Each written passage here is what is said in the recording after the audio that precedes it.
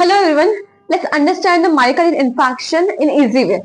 ठीक है, तो मायोकार्डियल इन्फार्क्शन क्या होता है? मायोकार्डियल मतलब हार्ट टिश्यू में इन्फार्क्शन होता है, मतलब डेथ हो जाती है। ठीक है, मतलब नेक्रोसिस हो जाती है। नेक्रोसिस मतलब भी क्या होता है? डेथ होती है। So let's understand, myocardial infarction मतलब ही हार्ट अटैक होता है। सो डेथ ऑफ कार्डियोमायोसाइट या फिर cardiocyte due to lack of oxygen caused by blocked coronary artery. Okay, so इसमें क्या होता है, जो कार्डियक टिश्यू है उनकी डेथ हो जाती है किसकी वजह से? ड्यू टू प्रोलॉन्ग टाइम तक के अगर ऑक्सीजन का सप्लाई नहीं हो रहा है उसकी वजह से क्या हो जाती है? डेथ हो जाती है। अभी ऑक्सीजन सप्लाई क्यों नहीं हो रहा है? क्योंकि कोरोनरी आर्टरी में किसी भी कंडीशन की वजह से ब्लॉकेज आया है, इसकी वजह से सप्लाई नहीं हो रहा है। ठीक है, तो simple explanation is death of cardiocyte due to lack of oxygen caused by block coronary artery. So coronary artery में ब्लॉकेज होने की वजह से प्रोलॉन्ग टाइम तक के ऑक्सीजन नहीं सप्लाई हो रहा है, उसकी वजह से क्या हो रहा है? कार्डियोसाइट की डेथ हो रही है। Clear? Now definition is complete. After that causes, इसका कॉज क्या है? तो ये कोरोनरी आर्टरी ब्लॉक होने का कॉज क्या है? तीन ही कॉज हो सकते हैं। पहला, अथेरोस्क्लेरोसिस। अथेरोस्क्लेरोसिस मतलब क्या होता है? अगर ब्लड वेसल्स में कोलेस्ट्रॉल लेवल बढ़ने की वजह से, किसी भी पेशेंट में कोलेस्ट्रॉल लेवल बढ़ा है तो यहाँ पे कोलेस्ट्रॉल का एक्यूमुलेशन हो जाता है। ठीक है, ब्लड वेसल्स में तो पूरा एक प्लेक बन जाता है, that is atherosclerosis. Accumulation of cholesterol inside the vessels, that is atherosclerosis. एक रीजन है ब्लॉक होने का आर्टरी, और दूसरा है प्लेक रप्चर। अगर ये प्लेक रप्चर हो गई कहीं और ऑब्स्ट्रक्ट हो रहा है, दूसरा। और तीसरा थ्रोम्बस। ठीक है, अगर ब्लड क्लॉट है, कहीं भी ब्लीडिंग हुई है और थ्रोम्बस फॉर्म हो गया है, ठीक है, थ्रोम्बस ब्लॉक कर रहा है, वो भी एक रीजन है। इनमें से किसी भी रीजन की वजह से जो कोरोनरी आर्टरी है वो ब्लॉक्ड हो जाएगी। सो कोरोनरी आर्टरी ब्लॉक्ड हो जाएगी। अभी कोरोनरी आर्टरी ब्लॉक करेगी तो उस एरिया का, तो उस कोरोनरी आर्टरी में ब्लड सप्लाई नहीं हो पाएगा। तो ब्लड क्या कैरी करता है? ऑक्सीजन। अदर कंपोनेंट भी करता है, बट हमें यहाँ पे काम है ऑक्सीजन का। ठीक है, ब्लड सप्लाई नहीं होगा तो ऑक्सीजन सप्लाई नहीं होगा। ऑक्सीजन सप्लाई नहीं होगा तो कार्डियोसाइट की डेथ हो जाएगी। क्या हो जाएगी? कार्डियक टिश्यू की डेथ हो जाएगी, नेक्रोसिस हो जाएगा। कॉजेस समझ में आए? अभी बढ़ते हैं रिस्क फैक्टर की तरफ। रिस्क फैक्टर वो फैक्टर है जिसकी वजह से ये कंडीशन हो भी सकती है, ठीक है, या फिर नहीं भी हो सकती। रिस्पॉन्सिबल हो सकता है।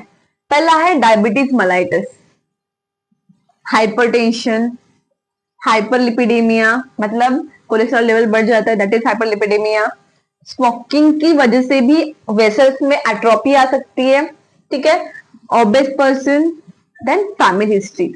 अगर किसी भी पेशेंट में फैमिली हिस्ट्रीज है उनमें ये हो सकता है। आफ्टर दैट सिम्टम्स की तरफ। सिम्टम क्या क्या सिम्टम देखने को मिल सकते हैं? अगर बहुत टाइम तक के ब्लड सप्लाई नहीं हो रहा है, ऑक्सीजन सप्लाई नहीं हो रहा है हार्ट को, तो सीवियर हार्ट चेस्ट पेन देखने को मिलेगा। Severe crushing crushing chest pain देखने को मिलेगा। तो चेस्ट पेन भी कैसा देखने को मिलेगा? लेफ्ट आर्म साइड में, मतलब जॉ है, शोल्डर है, बैक है, लेफ्ट आर्म में आपको क्रशिंग लाइक चेस्ट पेन देखने को मिलेगा। ठीक है, after that dyspnoea, shortness of breath देखने को मिलेगा। स्वेटिंग, एक्सेसिव स्वेटिंग होगी पर्सन को। ठीक है, उसके साथ में अगर ये सारी कंडीशन होंगी पेशेंट के साथ में तो पेशेंट एंग्जियस हो जाएगा। ठीक है, तो उसी के साथ एंजाइटी भी पेशेंट को देखने को मिलेगी। क्लियर है? होपफुली ये चीजें आपको अंडरस्टैंड हो रही है। इसी के साथ आगे बढ़ते हैं, पढ़ते हैं इनकी diagnostic evaluations.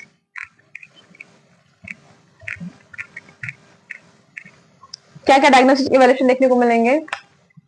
Diagnostic evaluation, diagnostic finding.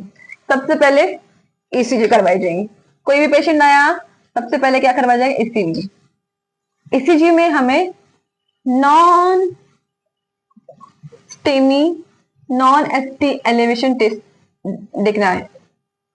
ठीक है, एसटी एलिवेशन, ठीक है, नॉन एसटी एलिवेशन देखना है। ठीक है, अगर ये है इसका मतलब MI है। ठीक है, दूसरा हम क्या करेंगे, कार्डियक एंजाइम चेक करेंगे, कार्डियक मार्कर। अभी कार्डियक मार्कर कौन कौन से है, पहला है ट्रोपोनिन। ट्रोपोनिन अगर हमें ब्लड में दिखा इसका मतलब कार्डियोमायोसाइट डैमेज हुई है। और दूसरा है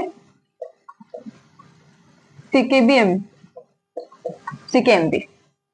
ठीक है, दूसरा क्या है, सीकेएमबी। ये दोनों मार्कर्स देखने हैं कार्डियक मार्कर में। इसके बाद में जैसे डायग्नोस्टिक इवैल्यूएशन किया उसी के साथ आपको देखना है। अभी देखते हैं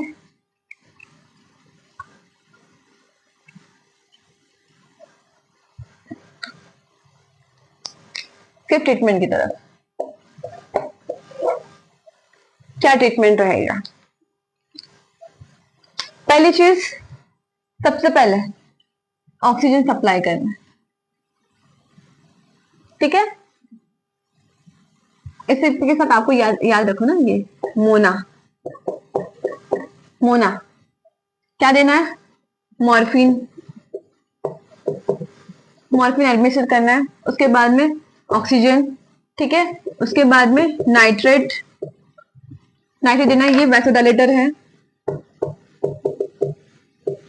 ठीक है, वैसोडाइलेटर है, वैसोडाइलेट होंगे तब कहीं जाके ब्लड सप्लाई सही से हो पाएगा। ठीक है, मॉर्फिन ये पेन सेंसेशन को ब्लॉक करेगा।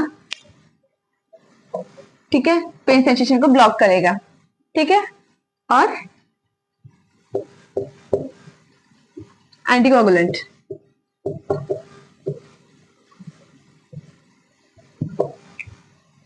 ठीक है, एंटीकोगुलेंट दिया जाएगा। उसके बाद में थ्रोम्बोलाइटिक, थ्रोम्बोलाइटिक ड्रग दिया जाएगा। ठीक है, तो ये सारे हम ट्रीटमेंट में मेडिकेशंस देंगे। उसी के साथ ही नर्सिंग मैनेजमेंट में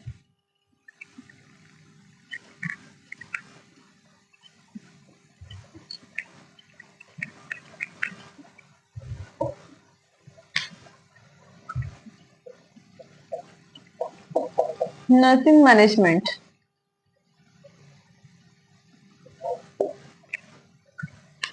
क्या ध्यान देखना है, वाइटल स्टेबल है क्या वो चेक करना है। ठीक है, कार्डियक एक्टिविटी चेक करनी है, कार्डियक एक्टिविटी चेक करनी है। ठीक है, ऑक्सीजन सप्लाई चेक करना है। ठीक है, पोजिशनिंग, कौन सी पोजिशनिंग देंगे पेशेंट को, semi forward with lean forward.